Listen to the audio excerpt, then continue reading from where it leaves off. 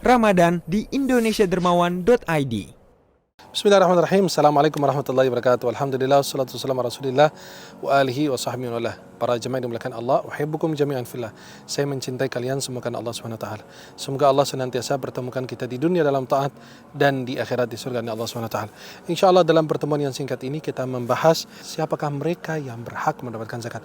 Dalam surat At-Taubah ayat 60 Allah berfirman, "Innamas shadaqatu lil fuqara'i wal masakin wal 'amilina 'alaiha wal mu'allafati qulubuhum wa fir riqabi wal gharimin wa fi sabilillah wa ibnis sabil fariidatan minallah wallahu alimun hakim." Sesungguhnya zakat itu hanyalah untuk orang-orang fakir dan orang-orang miskin, pengurus-pengurus zakat, para muallaf ya yang dibujuk hatinya, dan untuk memerdekakan budak dan orang-orang yang berhutang untuk jalan Allah Subhanahu wa taala dan orang-orang yang sedang dalam perjalanan, sebagai sesuatu ketetapan yang diwajibkan Allah Subhanahu wa taala, dan Allah Maha mengetahui lagi Maha bijaksana. Berarti kita ketahui bahwa ada 8 asnaf yang berhak mendapatkan zakat. Yang pertama adalah orang fakir. Yang kedua adalah orang miskin. Yang ketiga adalah amil zakat. Siapa amil zakat? Adalah orang petugas yang mengumpulkan dan menarik zakat. Mereka berhak menerima sejumlah harta zakat sebagai ganjaran atas kerja mereka, dan tidak boleh mereka termasuk dari keluarga Rasulullah Muhammad sallallahu alaihi wasallam. Kemudian yang keempat adalah muallaf, orang-orang yang dilunakkan hatinya. Artinya apa? Orang yang kita lihat hatinya sudah tertarik dengan Islam, kita bisa berikan zakatnya. Untuk apa? Menarik dia untuk masuk ke dalam agama Islam. Yang kelima adalah budak. Budak itu adalah orang yang telah mengadakan perjanjian dengan tuannya untuk menebus dirinya dengan sejumlah harta. Kalau kita membantu dia dengan membayar zakat tersebut kepada orang tersebut, dia akan membebaskan, menebus dirinya menjadi orang merdeka dengan jumlah harta tersebut, dan itu diperbolehkan. Kemudian orang yang berhutang. Orang yang berhutang itu ada beberapa macam. Dia yang berhutang sampai dia kejebak tidak bisa membayar hutangnya, boleh. Atau yang kedua, orang yang pernah menjamin orang yang sudah berhutang. Saya menjamin fulan berhutang kepada fulan. Menjamin si A pinjam kepada si B. Kemudian si A itu tidak mampu bayar dan saya juga tidak bisa membantunya. Boleh saya menerima zakat untuk menutupi hutang orang tersebut.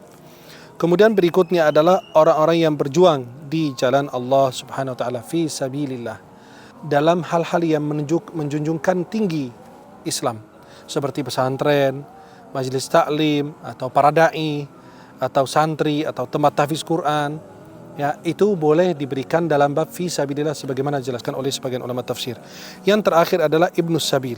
Dia adalah orang musafir yang berada di suatu negeri dan tidak memiliki sesuatu apapun yang bisa membantunya dalam perjalanannya, maka dia diberikan harta zakat tersebut secukupnya yang bisa digunakan untuk pulang kampung. Maka inilah yang disebut dengan 8 asnaf atau 8 golongan yang berhak mendapatkan zakat. Kenalilah mereka, bagi mereka yang punya harta, bagi mereka yang bayar zakat, agar Anda bisa menunaikan zakatmu kepada orang-orang yang tepat yang sudah diperintahkan oleh Allah di dalam Al-Quran surat At-Taubah ayat 60. Pernah Syekh Sya'rawi rahimahullah ta'ala, ulama Mesir, mufassir abad 20, beliau mengatakan, apabila engkau menemukan di sebuah negeri Islam orang fakir miskin, maka di situ ada orang kaya yang belum menunaikan zakat dengan baik. Dan alhamdulillah hadir di tengah-tengah kita Global Zakat ACT untuk negeri kita yang kita cintai, Indonesia, bahkan untuk di luar negeri juga. Karena Islam itu tidak pernah memandang suku, budaya, bahasa. Dia memandang seluruh umat Islam, karena kita semua bersaudara. Global Zakat ACT ini teman-teman mengumpulkan harta zakat. Lalu mereka menyalurkan zakat tersebut kepada orang-orang yang asnaf, 8 golongan yang berhak mendapatkan zakat dalam surat At-Taubah ayat 60.